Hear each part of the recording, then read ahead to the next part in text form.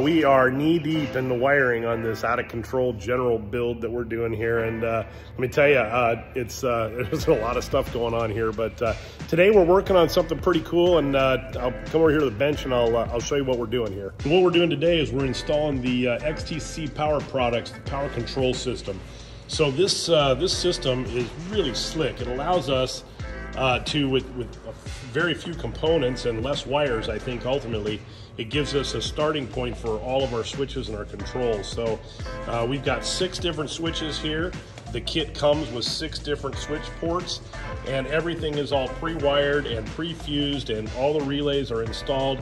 And really, it's kind of a plug and play deal. We got to just find a spot for all these components, but I think we've got that figured out. But you know, the General has got 6 switch holes right in the middle of the dash, one of which is taken up by the winch controller.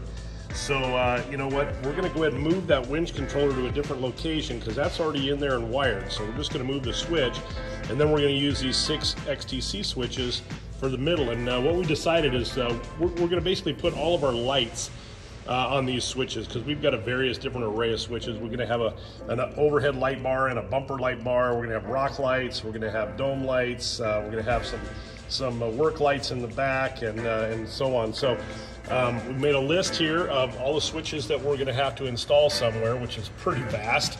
And like I say, we got this thing laid out, and I'll show you what we did in the General here in a second.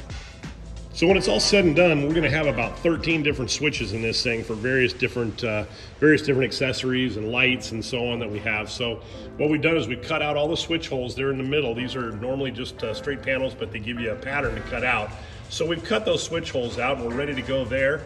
And then we've also marked out a couple spots for 2 more switches. And then once we figure out where everything's going to lay out, we've got a little bit more space over there we can use too. So we're going to get to it here, and we're going to get this XTC power system all wired up.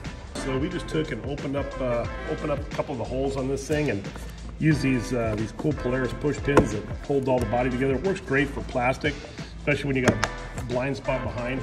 That thing is on there, solid as a rock, and man, that's ready to go, just like that.